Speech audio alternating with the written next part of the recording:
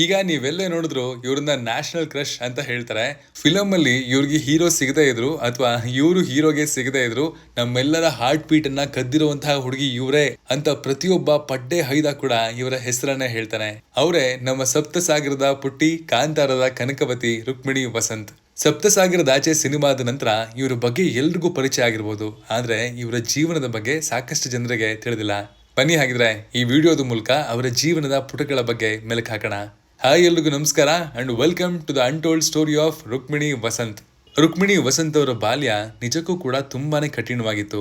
ಯಾಕಂದ್ರೆ ಅವರು ತಮ್ಮ 10ನೇ ವಯಸ್ಸಿನಲ್ಲೇ ತಮ್ಮ ತಂದೆಯನ್ನ ಕಳ್ಕೊಂಡ್ರು. ಅವ್ರ ತಂದೆ ಸಾಮಾನ್ಯದವರೇನಲ್ಲ, ಭಾರತೀಯ ಸೇನೆಯಲ್ಲಿ ಕರ್ನಲ್ ಜವಾಬ್ದಾರಿಯಲ್ಲಿ ಇದ್ದಂತಹ ವಸಂತ್ ವೇಣುಗೋಪಾಲ್. ಎಸ್, ಈ ಹೆಸರನ್ನ ಕೇಳಿರ್ತೀರ, ಅದೇ ವಸಂತ್ ವೇಣುಗೋಪಾಲ್. 2007ರಲ್ಲಿ ಜಮ್ಮು ಕಾಶ್ಮೀರದ ಉರಿ ಸ್ಟ್ರೈಕ್ ನಲ್ಲಿ ಭಯೋತ್ಪಾದಕರ ಒಳ ನುಸುಳುವಿಕೆಯನ್ನ ತಡೆದು ಹುತಾತ್ಮನಾಗಿ ಮರಣೋತ್ತರವಾಗಿ ಅಶೋಕ ಚಕ್ರ ಪ್ರಶಸ್ತಿಯನ್ನ ಪಡೆದ ಮೊದಲ ಕನ್ನಡಿಗ. ಅಂತಹ ಭಾರತ ಮಾತೆಯ ವೀರಪುತ್ರನ ಮಗಳು. ಇನ್ನೊಂದ್ ಕಡೆ ಅವರ ತಾಯಿ ಕೂಡ ಅಭಿನಯ ಶಾರದೆ ಅಂತ ಹೇಳ್ಬೋದು.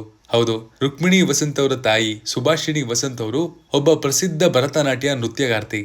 ಇದರ ಜೊತೆಗೆ ಯುದ್ಧದಲ್ಲಿ ತಮ್ಮ ಪತಿಯನ್ನ ಕಳ್ಕೊಂಡಂತಹ ಮಹಿಳೆಯರಿಗೆ ಸಹಾಯ ಮಾಡೋದಕ್ಕಾಗಿ ಫೌಂಡೇಶನ್ ಕೂಡ ಸ್ಥಾಪನೆ ಮಾಡಿದ್ದು, ಸಮಾಜ ಸೇವೆಯಲ್ಲಿ ಕೂಡ ತಮ್ಮನ್ನು ತಾವು ತೊಡಗಿಸ್ಕೊಂಡಿದ್ದಾರೆ. ಆರ್ಮಿ ಆಫೀಸರ್ ಮಗಳಾಗಿದ್ದರಿಂದ ರುಕ್ಮಿಣಿ ವಸಂತ್ ಅವರ ಸ್ಕೂಲಿಂಗ್ ಆಗಿದ್ದು ಕೂಡ ಆರ್ಮಿ ಸ್ಕೂಲ್ನಲ್ಲೇ.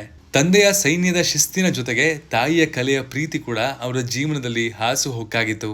ಹೀಗಾಗಿ ನಟನೆಯ ಮೇಲಿನ ಒಲವು ಅನ್ನೋದು ರುಕ್ಮಿಣಿ ವಸಂತ್ ಅವರಿಗೆ ಚಿಕ್ಕ ವಯಸ್ಸಿನಿಂದಲೇ ಇತ್ತು. ಇನ್ನು ಇವರ ನಟನೆಯ ಮೊದಲ ಅಧ್ಯಾಯ ಪ್ರಾರಂಭ ಆಗಿದ್ದು ಅವರ ತಂದೆಯೇ ಬರೆದಿದ್ದಂತಹ ದ ಸೈಲೆಂಟ್ ಫ್ರಂಟ್ ಎನ್ನುವಂತಹ ಆರ್ಮಿ ಅಧಿಕಾರಿಯ ಪತ್ನಿಯ ಜೀವನದ ಕಥೆ ಆಧಾರಿತ ನಾಟಕದಿಂದ. ಅಲ್ಲಿಂದ ಪ್ರಾರಂಭ ಆದಂತಹ ಅವರ ಕಲೆಯ ಜರ್ನಿ ಅನ್ನೋದು ಲಂಡನ್ ವರೆಗೆ ತಲುಪುತ್ತೆ. ಅಲ್ಲಿ ನಟನೆ ಹಾಗೂ ಸಿನಿಮಾ ಜಗತ್ತಿನ ಅಫಿಷಿಯಲ್ ತರಬೇತಿಯನ್ನ ಪಡ್ಕೊಂಡೆ ಅವರು ಕನ್ನಡ ಸಿನಿಮಾ ಜಗತ್ತಿಗೆ ಕಾಲಿಡಬೇಕು ಅಂತ ಅನ್ಕೋತಾರೆ. ಲಂಡನ್ನ royal academy of dramatic arts ನಿಂದ ಆಕ್ಟಿಂಗ್ ಪದವಿಯನ್ನ ಪಡ್ಕೊಂಡು ಬಂದಿರುವಂತಹ ಕೆಲವು ಭಾರತದ ನಟರಲ್ಲಿ ಇವರು ಕೂಡ ಒಬ್ಬರ ಕಾಣಿಸ್ಕೊಳ್ತಾರೆ.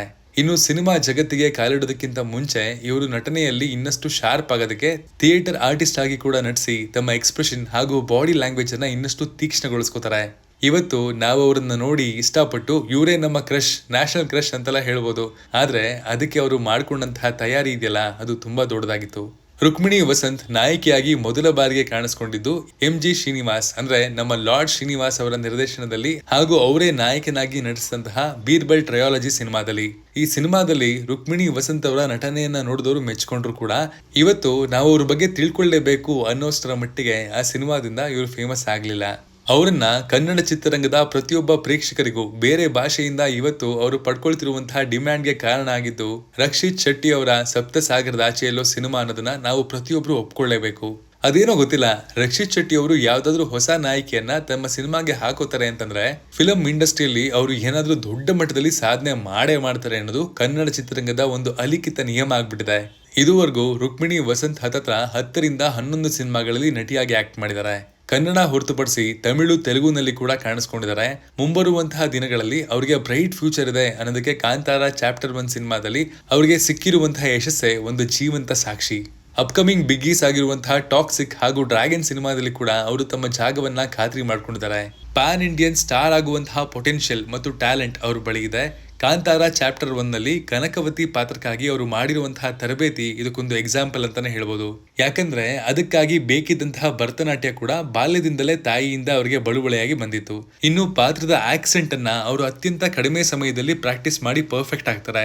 ಅನೌನ್ಸ್ ಮಾಡೋ ತನಕ ಸಿನಿಮಾದಲ್ಲಿ ಅವರು ಆಕ್ಟ್ ಮಾಡ್ತಿದ್ದಾರೆ ಅಂತ ಯಾರಿಗೂ ಗೊತ್ತಿರ್ಲಿಲ್ಲ. ಗ್ಲಾಮರಸ್ ಹಾಗೂ ಮಾಡರ್ನ್ ಪಾತ್ರಗಳಲ್ಲಿ ಅವ್ರನ್ನ ನೋಡಿದವ್ರಿಗೆ ಈ ರೀತಿಯ ಪಾತ್ರಗಳಿಗೆ ಅವರು ಸರಿ ಹೊಂತಾರ ಅನ್ನುವಂತಹ ಅನುಮಾನ ಆಯ್ತು. ಆದ್ರೂ ಸಿನಿಮಾ ನೋಡಿದಂತಹ ಪ್ರತಿಯೊಬ್ರು ಕೂಡ ಅವರ ಪಾತ್ರ ಮಾತ್ರ ಅಲ್ಲ, ಅವರ ಪಾತ್ರದ ಟ್ರಾನ್ಸ್ಫಾರ್ಮೇಶನ್ ನೋಡಿ ಶಾಕ್ ಆಗಿದ್ದಾರೆ.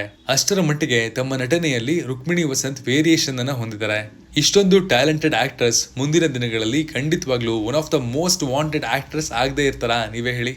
ಅವಾರ್ಡ್ಗಳ ವಿಷಯಕ್ಕೆ ಬಂದ್ರೆ Filmfare critics award for best actress ಪ್ರಶಸ್ತಿಯನ್ನ ಕೂಡ ಗೆದ್ದಿದ್ದಾರೆ. ಇನ್ನು ಇವರು ಸಿನಿಮಾಗಾಗಿ ತೋರಿಸಿರುವಂತಹ ಡೆಡಿಕೇಶನ್ ಬಗ್ಗೆ ಮಾತಾಡೋದಾದ್ರೆ ಇತ್ತೀಚೆಗಷ್ಟೇ ರಿಲೀಸ್ ಆಗಿರುವಂತಹ ಕಾಂತಾರ ಚಾಪ್ಟರ್ 1 ಸಿನಿಮಾನೇ ನೋಡೋದಾದ್ರೆ ಅದರಲ್ಲಿ ಕತ್ತಿ ವರ್ಸೆ, ಕುದುರೆ ಸವಾರಿ ಸೇರಿದಂತೆ ಸಾಕಷ್ಟು ಬೇರೆ ಬೇರೆ ವಿದ್ಯೆಗಳನ್ನ ಅತ್ಯಂತ ಕಡಿಮೆ ಟೈಮ್ ನಲ್ಲಿ ಕರಗತ ಮಾಡ್ಕೊಂಡಿದ್ದಾರೆ. ಇವ್ರ ಬಗ್ಗೆ ಇಷ್ಟ ಆಗುವಂತಹ ಮತ್ತೊಂದು ವಿಚಾರ ಅಂದ್ರೆ ಸೋಷಿಯಲ್ ಮೀಡಿಯಾದಲ್ಲಿ ಕಂಡು ಬರುವಂತಹ ಮೀಮ್ಸ್ ಹಾಗೂ ಟ್ರಾಲ್ಗಳನ್ನ ಸಾಕಷ್ಟು ಸ್ಪೋರ್ಟಿವ್ ಆಗಿ ರಿಸೀವ್ ಮಾಡ್ತಾರೆ. ಮೊನ್ನೆ ಅಷ್ಟೇ ಅವರ ಫೋಟೋಗಳನ್ನ ಹಿಡ್ಕೊಂಡು ಸಖತ್ ಮೀಮ್ಸ್ ಮಾಡಿದ್ರು, ಗೋಬಿ ಮಾಡ್ತಿರೋ ತರ, ಅಡುಗೆ ಮಾಡ್ತಿರೋ ತರ ಎಲ್ಲ. ಆದ್ರೂ ಕೂಡ ನಕ್ಕೊಂಡೆ ಇರ್ಲಿ ಬಿಡಿ, ಅದು ಕ್ರಿಯೇಟಿವಿಟಿ ತಾನೆ, ಅದು ತುಂಬಾ ಖುಷಿಯಾಗೇನೆ ಹೇಳ್ಕೊಂಡಿದ್ರು. ಯಾವುದೇ ಕಾಂಟ್ರವರ್ಸಿ ಇಲ್ಲದೆ ಪ್ರತಿಯೊಬ್ಬರ ಫೇವರೇಟ್ ಆಗಿರುವಂತಹ ನಟಿ. ಬೇರೆ ಭಾಷೆಗಳಿಂದ ಆಫರ್ ಬಂದರೂ ಕೂಡ ಕನ್ನಡಕ್ಕೂ ಅದೇ ರೀತಿಯ ಸಮಾನವಾದ ಪ್ರಾಶಸ್ತ್ಯವನ್ನ ಕೊಡ್ತಿದ್ದಾರೆ ಅನ್ನೋದೇ ಖುಷಿ.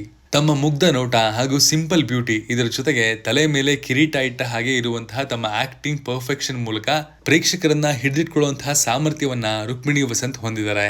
ಅದೇನೋಪ್ಪ ಗೊತ್ತಿಲ್ಲ, ಅವ್ರನ್ನ ನೋಡಿದ್ರೆ ಸಾಕು ಕಬ್ಬಣಕ್ಕೆ ಅಯಸ್ಕಾಂತ ಅಂಟ್ಕೊಂಡ ಹಾಗೆ ಪ್ರೇಕ್ಷಕರು ಅವರ ಸಿನಿಮಾಗಳಲ್ಲಿ ಅವರನ್ನ ತುಂಬಾನೇ ಇಷ್ಟಪಡ್ತಾರೆ.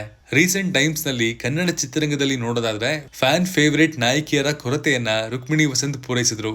ನಮ್ಮ ಕನ್ನಡ ಚಿತ್ರರಂಗದಲ್ಲಿ ಬಿಗ್ ಸ್ಟಾರ್ಗಳ ಜೊತೆಗೆ ನಟಿಸಬಹುದಾದಂತಹ ನಾಯಕಿಯರ ಸಂಖ್ಯೆ ತುಂಬಾನೇ ಕಡಿಮೆ.